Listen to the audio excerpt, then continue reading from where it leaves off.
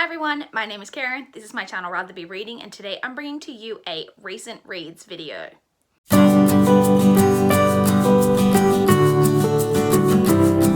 It has been a week, as usual. I've been very steadily posting these on a weekly basis, which is great.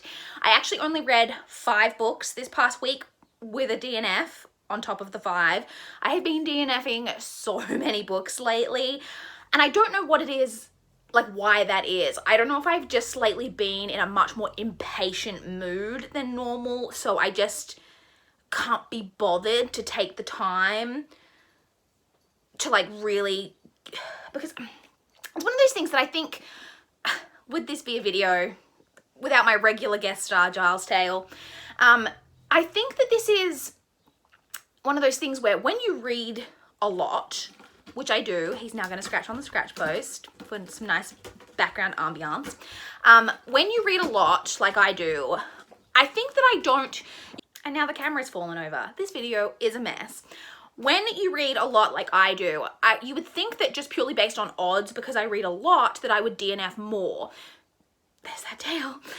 Because the fact that like I'm reading more just means that I'm going to read, likely pick up more crap, just based purely on the numbers. But I think because I read so much and I read quite quickly, that generally by the time I'm like, oh, this book is not very good, I should DNF it, I'm so far through it that I quite often will just push through and finish it. But lately I haven't been doing that, and I don't know why that is, but I've just been getting to a certain point and going, I can't handle how crap this is. And I've been DNFing because I think within like the last 4 or 5 weeks, I've DNF'd like 5 or 6 books. I don't know the exact numbers, but it's a lot for me. So anyway, let's jump straight in, talk about the 5 books and the DNF, and we'll get into it. So the first book that I completed over this past week is Crown of Midnight by Sarah J. Maas. This is the second book in the Throne of Glass series. The first book, just in case there's someone out there who doesn't know, it's a YA fantasy series. The first book follows Selena Sardothian, who is a like famed assassin who is actually in prison, in like kind of a prison slave camp. And at the start of the story, she is given an opportunity to enter this like competition, and the winner of that competition will become the king's assassin, and like for it, indentured, I think it's like 4 or 5 years or something like that she'll have to do that for, and then she'll like have her freedom. That's the basis of the first book. This is the sequel. Obviously can't tell you what the sequel is about. I enjoyed this. I think I enjoyed this just a little bit more than the first book. I think that the world was established a little bit more in this. I started to get a much better understanding of like what the world, like how the world is kind of set up in this. I do think that the story is overall fairly predictable. To be fair, there's a couple of twists within this series that I've been spoiled for, and I don't know how much of a twist they are though, because as I was reading it, I was like, oh yeah, I know that that's going to happen, but also I feel like it was obvious that that was going to happen. Like I don't think I would have been surprised even if I didn't already know that those were things, because it's kind of the thing where I didn't actually realize that it was like a spoiler, because like when we got there, I was like, oh, was I not supposed to know that?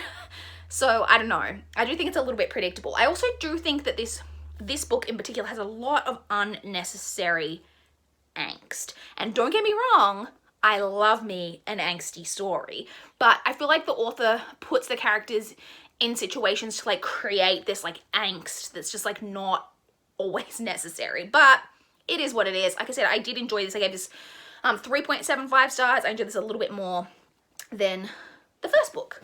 Then we come to my DNF, which was Through the Zombie Glass by Gina Showalter. So this is the second book in the, I think it's called the White Rabbit Chronicles series. The first book being, what's the first book called? Alice in Zombieland.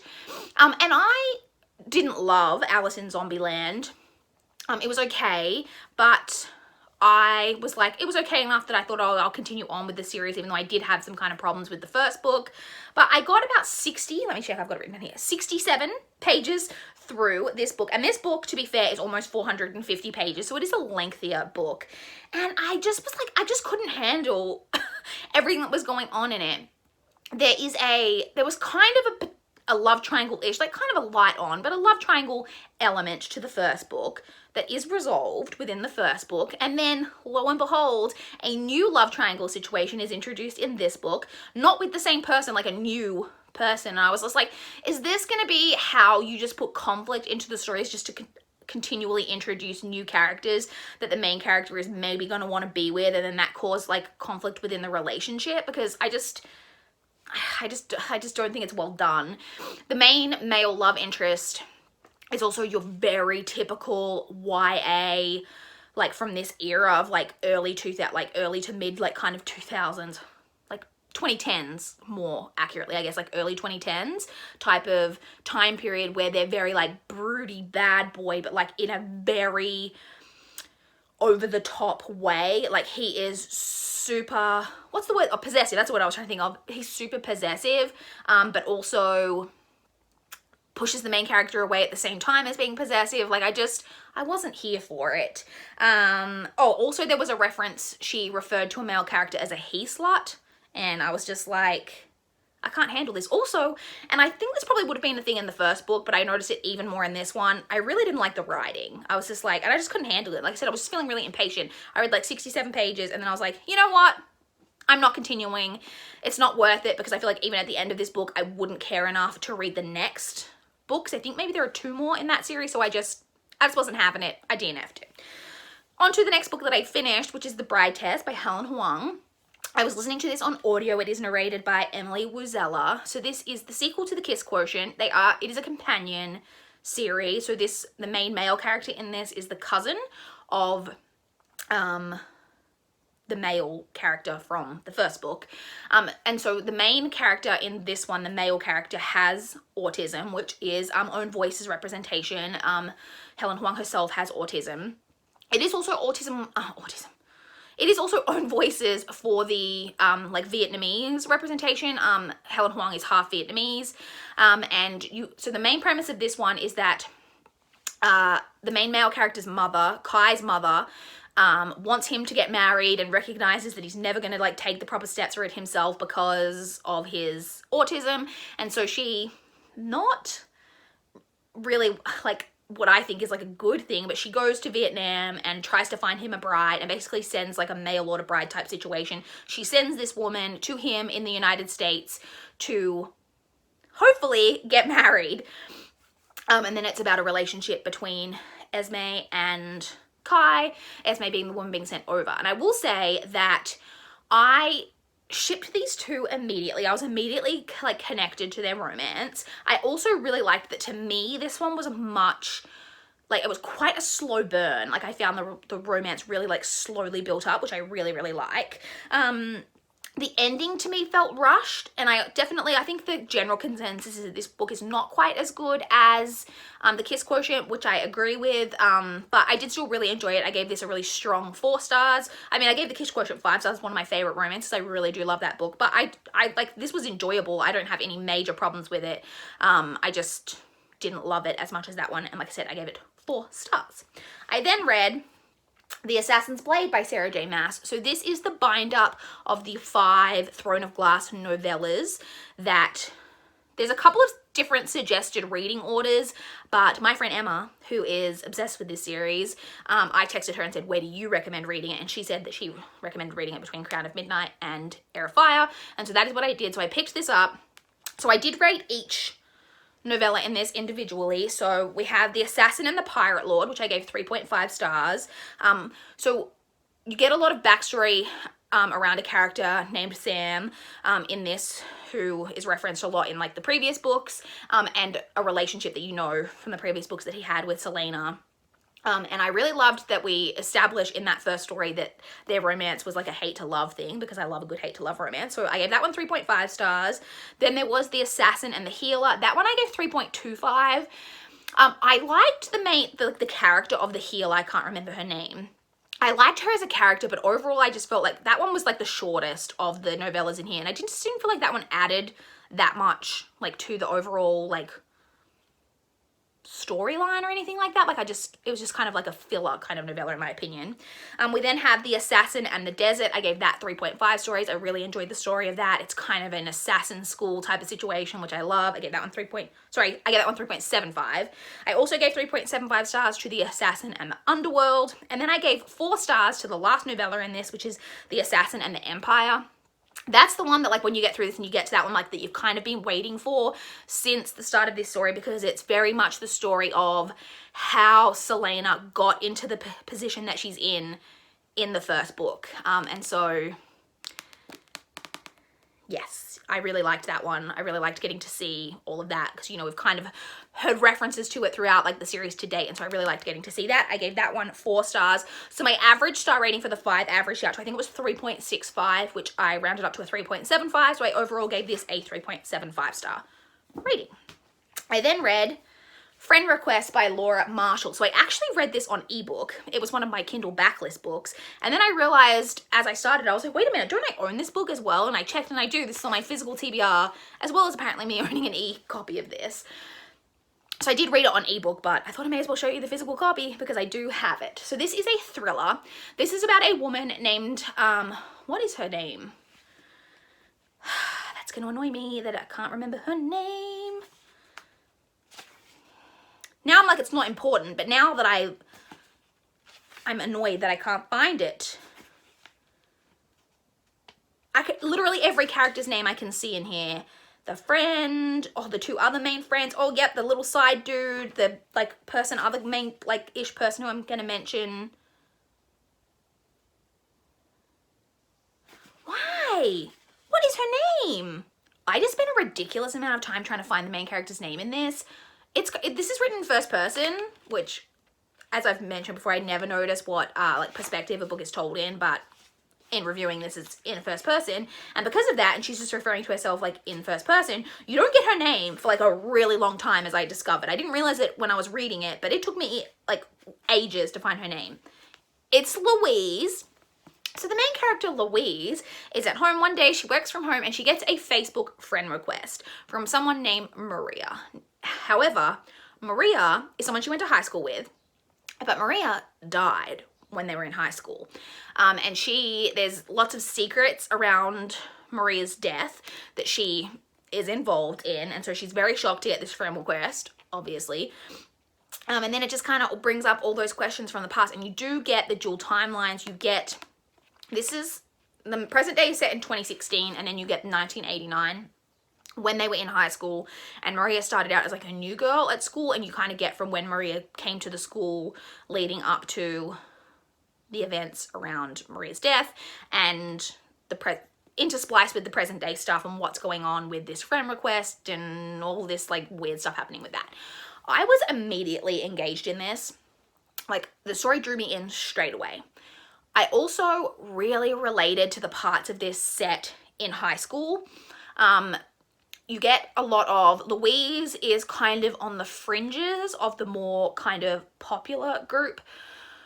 Or more accurately, I guess, she had friends from like middle school or whatever, although this is UK, so it wouldn't be called middle school. But anyway, she had friends from when she was younger that when they get a bit older, she realizes like they're not cool and they're never gonna be cool, and they're kind of holding her back socially, so she drops them. Well, one in particular, she drops her. And then she kind of becomes friends with someone, not like popular, but they're more just kind of like middle of the road, and they're friends. However, then that girl that she's friends with is so confusing. That girl, Sophie, is on like the fringes of the more like popular crowd, and Louise is trying to like move into this popular crowd with Sophie. But Sophie and Maria have this incredibly like frenemy relationship, which I just related so hard to, because as you guys know, friendship things is one of my favorite things to read in books, and I related to this one so hard because I had friends like this in high school, like, and not even to the point where they were trying to like get popular really, but just like this type of very like everything they do is very backhanded, and reading it, I was like cringing so hard because I was like, this girl is awful, like clearly she's an awful friend, stop being friends with her. But I didn't recognize that when I was friends with these people in high school. You just keep like forgiving them and like making excuses for the things that they're doing, and when they do something really, really nice, you think, of course, like, why was I ever questioning that maybe they're not nice? Of course they're nice. And it was just, I related so hard to those aspects of the story. Having said that, the middle like kind of portion of this book dragged a lot for me. They kind of got to a point where, so you kind of get to a point where in the past tense part, like the part set in 1989, you're kind of leading up to like this secret of like what they did, like what involvement they had with this death. But then it's pretty much alluded to at one point, you pretty much know what they did. Like, it's not like a big secret. Like, they basically say, oh, this is what they're going to do. And then from that point, it's just leading up to them actually doing it. And so that part got really boring because you knew what they were going to do. So it wasn't like a secret anymore. You weren't trying to figure anything out. You were just trying to get to the point where they were doing it. And so that part like got a little bit boring. And like I said, the parts, I definitely enjoyed the parts in past tense more than I did the present tense. But so I say I really enjoyed the beginning. I didn't love the middle, it dragged, and then the ending was just okay. So I ended up giving this 3.5 stars, but I did overall quite enjoy this book.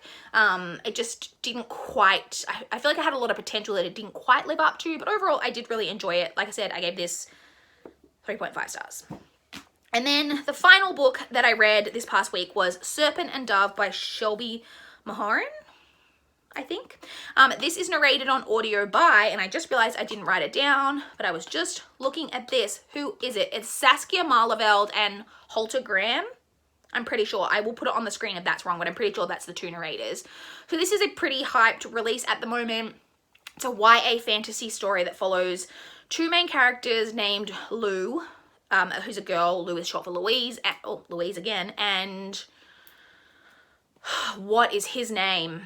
I can't remember his name. Anyway, and I don't have a physical book, so I can't spend 10 minutes looking for it like I just did. Anyway, basically she's a witch and he is a witch hunter.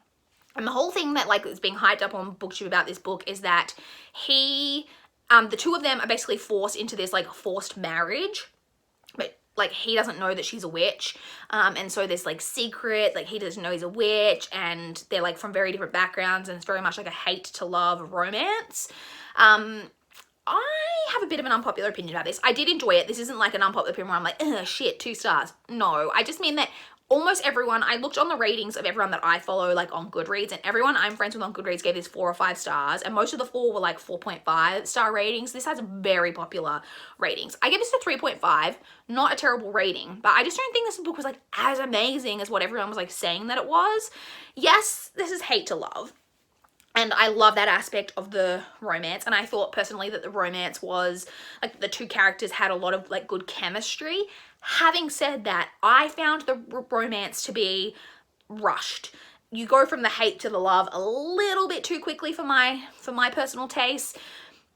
I also found the world overall, this like whole witch hunter world, to be very underdeveloped. I was very confused for a lot, not like confused, but I was like very unsure for a lot of the book exactly like what was going on like between like the two things. Like I just thought the world was underdeveloped, and you're very much thrown in the deep end. Like when the story starts and it just kind of gets going right from the off, which can be good, but then the world wasn't developed a lot. So then I was just like, okay, we're just kind of thrown in, and you really just got to figure things out from yourself, and you never really like explained things, which can be good because I don't like the author to spoon feed you things, but it was a little bit too much on the underdeveloped side for me personally. So like I said, I did enjoy it.